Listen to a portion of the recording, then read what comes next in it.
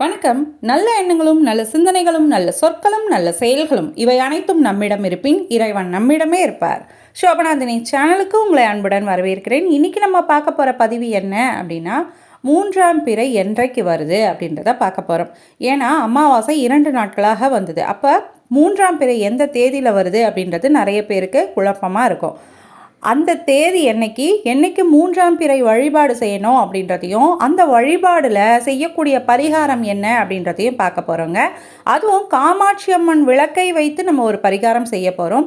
ரொம்பவே எளிமையாக செய்யக்கூடிய ஒரு பரிகாரம். ஆனால் இந்த பரிகாரம் நம்மளுக்கு நல்ல செல்வ செழிப்பை கொடுக்குங்க. அந்த அளவுக்கு ஒரு பவர்ஃபுல்லான பரிகாரம். மார்கழி மாதத்தில் வரக்கூடிய 3ஆம் பிறை அப்படின்றது செல்வ செழிப்பை ஏற்படுத்தி தரக்கூடிய ஒரு 3ஆம் பிறைங்க. இந்த 3ஆம் பிறையை தவற விடாம இந்த காமாட்சி அம்மன் பரிகாரத்தை செய்து பலனையும் பெறுங்க. அது எந்த முறையில் செய்யணும் அப்படின்றத நம்ம வீடியோக்குள்ளே போய் பார்க்கலாம். வீடியோக்குள்ளே போய் பார்க்குறதுக்கு முன்னாடி என்னோட வீடியோ நீங்கள் ஃபஸ்ட் டைம் பார்க்குறதா இருந்தாலோ இல்லை சப்ஸ்கிரைப் பண்ணாமல் பார்க்குறதா இருந்தாலோ சப்ஸ்கிரைப் பண்ணிக்கோங்க. பக்கத்துலேயே பெல் பட்டன் வரும், அதை நீங்கள் ப்ரெஸ் பண்ணிக்கிட்டீங்க அப்படின்னா நான் அடுத்தடுத்து போடக்கூடிய ஆன்மீக குறிப்புகள், ஆன்மீக பரிகாரங்கள்லாம் நீங்கள் உடனே பார்க்க முடியும். அதனால் சப்ஸ்கிரைப் பண்ணிக்கோங்க. வாங்க இப்போ நம்ம வீடியோக்குள்ளே போகலாம்.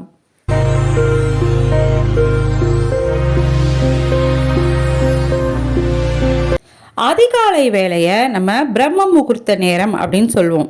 அதே மாதிரி மாலை நேரத்தை எப்போதுமே விஷ்ணு நேரம் அப்படின்னு சொல்லுவோம். அதனால தான் மாலை வேளையில் வரக்கூடிய மேற்கு திசையில் அடிவானத்தில் அமாவாசைக்கு அடுத்து வரக்கூடிய 3ஆவது தினம் சந்திர தரிசனம் கண்டு நம்ம வணங்கணும் அப்படின்னு சொல்கிறோம்.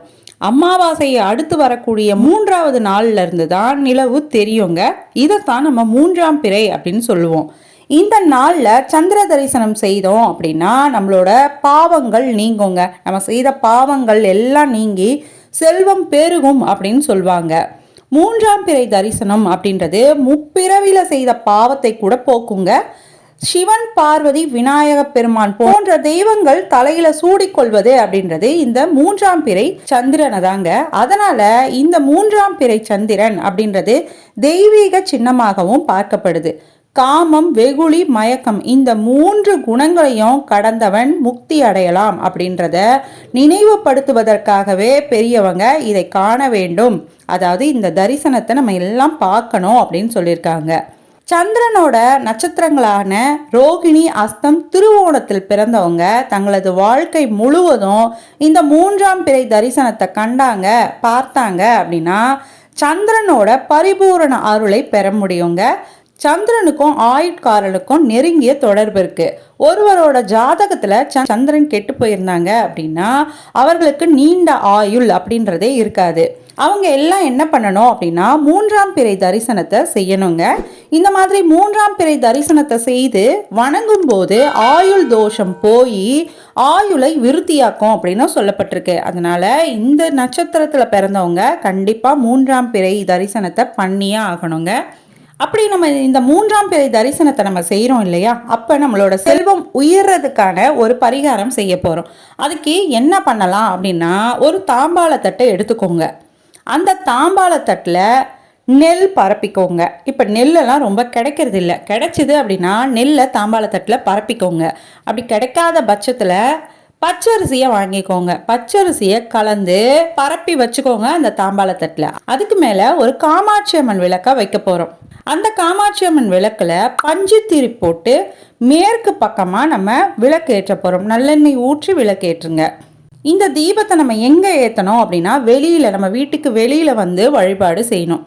இப்போ இறைவனை மும்மூர்த்தியாக பாவித்து நம்ம வணங்கணும். அதாவது இப்போ நம்ம வெட்ட வெளியில் வரோம். இப்போ நில ஒளி எங்கே படுமோ அந்த இடத்துக்கு நம்ம வரோம். வெளியே வந்து தாம்பாளத்தட்டில் பச்சரிசியை பரப்பிக்கோங்க. அதுக்கு மேலே காமாட்சி அம்மன் விளக்கை வைத்து அதில் நல்லெண்ணெய் ஊற்றி தீபம் ஏற்றணும். பஞ்சு திரி போட்டு தீபம் ஏற்றி அந்த விளக்கு எப்படி இருக்கணும் அப்படின்னா மேற்கு பக்கமாக பார்த்த மாதிரி இருக்கணும். மேற்கு பார்த்த மாதிரி பார்த்து ஏற்றிடுங்க. இப்போ நீங்கள் வழிபாடு செய்கிறீங்க. இந்த சந்திரனை பார்த்து மேற்கு திசையில் சந்திரன் தெரியுதோ தெரியலையோ, ஆனால் அந்த இடத்த பார்த்து மும்மூர்த்தியாக அதை பாவித்து நீங்கள் வணங்குங்க.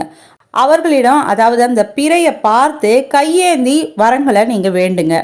உங்களோட தேவை என்ன இருக்கோ அதை கேளுங்க. இந்த தேவையை கேட்கும் முன்னாடி இந்த பரிகாரத்தை செய்யறதுக்கு முன்னாடி இன்னைக்கு காலையிலேருந்து ஏதாவது ஒரு உயிருக்காது நீங்கள் தானம் செய்திருக்கணும்.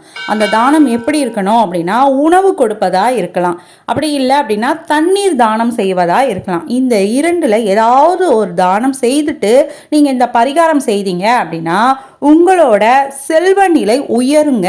இது கட்டாயமாக நடக்கக்கூடிய ஒரு உண்மை. இது எல்லோரும் செய்யக்கூடியது தான். மாதம் வரக்கூடிய 3ஆம் பிறையில் நிறைய பரிகாரங்கள் இருக்குது. அதில் மார்கழி மாதத்தில் இந்த பரிகாரத்தை நம்ம செய்யும் பொழுது நல்ல ஒரு ரிசல்ட் கிடைக்குங்க.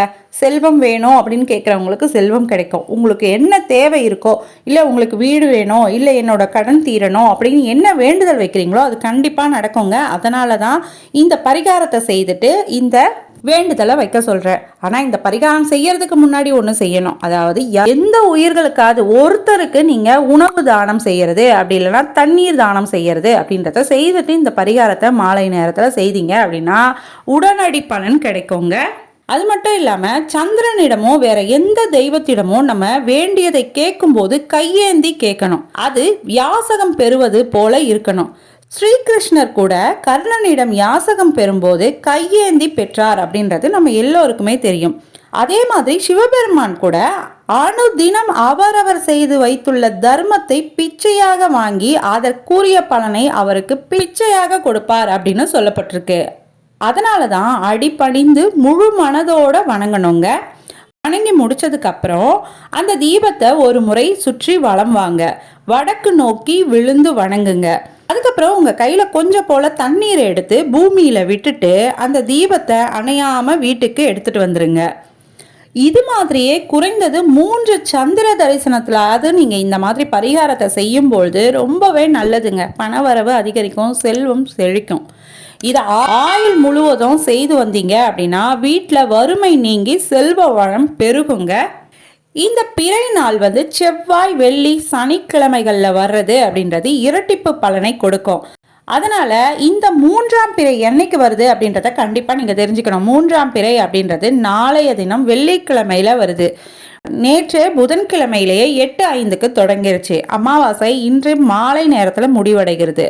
நாளை மாலை நேரத்தில் 3ஆம் பிறை தெரியுங்க. 12/1/2024 வெள்ளிக்கிழமை தெரியும் இந்த 3ஆம் பிறை தரிசனம். இப்படி வெள்ளிக்கிழமையோட சேர்ந்து வரக்கூடிய இந்த 3ஆம் பிறையை கண்டிப்பா தவற விடாம பயன்படுத்திக்கோங்க. இரட்டிப்பு பலனை கொடுக்கக்கூடியதுங்க வெள்ளிக்கிழமையோட சேர்ந்து 3ஆம் பிறை வர்றது. அதனால எல்லோரும் நாளைய தினம் இந்த எளிமையான பரிகாரத்தை செய்திருங்க. அதே மாதிரி சித்திரை வைகாசி மாதங்கள்ல நம்ம பிறை தரிசனம் கண்டோம், பிறை தரிசனத்தை பார்த்தோம், தரிசித்தோம் அப்படின்னா 1 வருடம் பிறை தரிசனத்தை கண்டதோட பலன் நம்மளுக்கு கிடைக்குங்க. அதே மாதிரி கார்த்திகை மார்கழி மாதத்துல நம்ம பிறை தரிசனத்தை பார்த்து வணங்கணும் அப்படின்னா நம்மளோட சகல பாவங்களும் தீருங்க. அதனால தான் மார்கழி மாதத்தில் வரக்கூடிய நாளைய தினத்தில் வரக்கூடிய இந்த 3ஆம் பிறையை யாரும் தவற விடாமல் நம்மளோட பாவங்களை போக்கி செல்வ வளத்தை பெருக்கிக்கிறதுக்காக நாளைய தினத்தில் இந்த பரிகாரத்தை செய்யுங்க. இந்த பரிகாரத்தை நம்ம செய்யும் பொழுது ஞாபக சக்தி கூடும், கேட்ட வரம் கிடைக்குங்க, செல்வ வளமும் சந்தோஷமும் நம்ம வீடு தேடி வரும். இதை ஞாபகம் வைத்துட்டு நாளைய தினத்தை தவற விடாம இந்த எளிமையான பரிகாரத்தை செய்து பலனை பெறுங்க. யாரெல்லாம் இந்த பரிகாரத்தை செய்ய போறீங்க அப்படின்றத கீழே கமெண்ட்ல சொல்லுங்க, நானும் தெரிஞ்சுக்கிறேன். இந்த வீடியோ உங்களுக்கு பிடிச்சிருக்கோம் அப்படின்னு நான் நம்புறேன். இந்த வீடியோ பிடிச்சிருந்தது அப்படின்னா லைக் பண்ணுங்க, உங்க ஃபேமிலி அண்ட் ஃப்ரெண்ட்ஸ்க்கு இதை ஷேர் பண்ணுங்க. உங்களோட ஆதரவுக்கு மிகப்பெரிய நன்றிகள். தேங்க்யூ. வாழ்க வளமுடன், வளர்க அன்புடன். அன்பே தெய்வம், நற்றுணையாவது நமச்சிவாயமே. திருச்சிற்றம்பலம்.